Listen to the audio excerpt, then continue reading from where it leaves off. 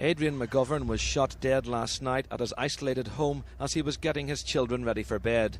His wife Rosemary was at work at the time. The youngest of the children was already in bed, the others were putting on their pyjamas when a stolen lorry drove up to the front of their bungalow. A close friend of the victim says this was used to lure him to his death. The only way was to lure Adrian out was he knew the lorry was coming into the drive and he knew the owner of the lorry. And then the new Adrian would have answered the door and seeing this lorry. Adrian came and looked out the window and seen the lorry driving up towards the driveway, and then went and walked out of the bungalow. If this had been used on a normal car, Adrian would never have answered the door at this time of night.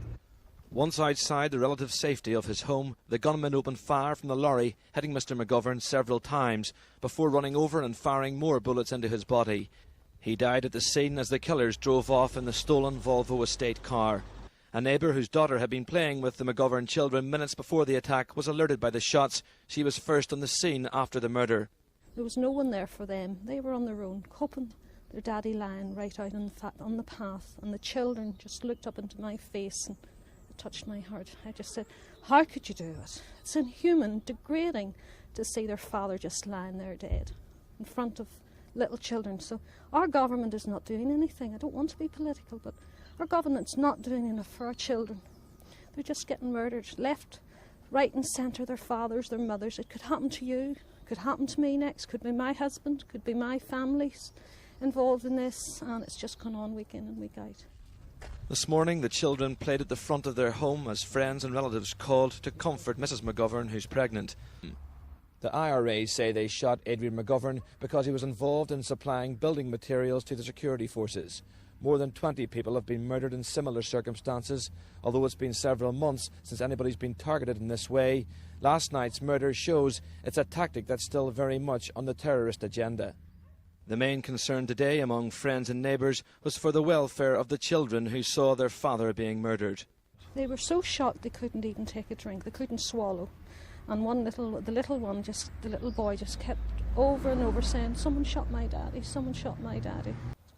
Mourners gathered at Adrian McGovern's family home on the Stoneyford road.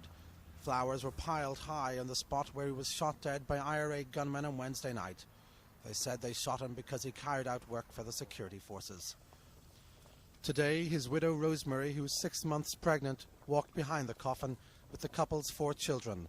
Their father was putting them to bed before he was shot. Hundreds of mourners followed the cortege to St Peter's Church on the outskirts of Stoneyford. There, the oldest child, 8-year-old Tony, clasped his mother's hand firmly. He raised the alarm after the shooting. Father John Hutton described Adrian McGovern as a fine young man who was dedicated to his family. Bishop Anthony Farquhar spoke of the trail of death in recent weeks and addressed a message to the killers. You may claim to serve different causes, but you all still have one thing in common. You are still afraid to look back into the eyes of children. You are still closed to the tears of questioning innocence.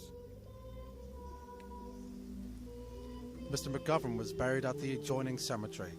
He was the 47th person to die in violence in Northern Ireland this year.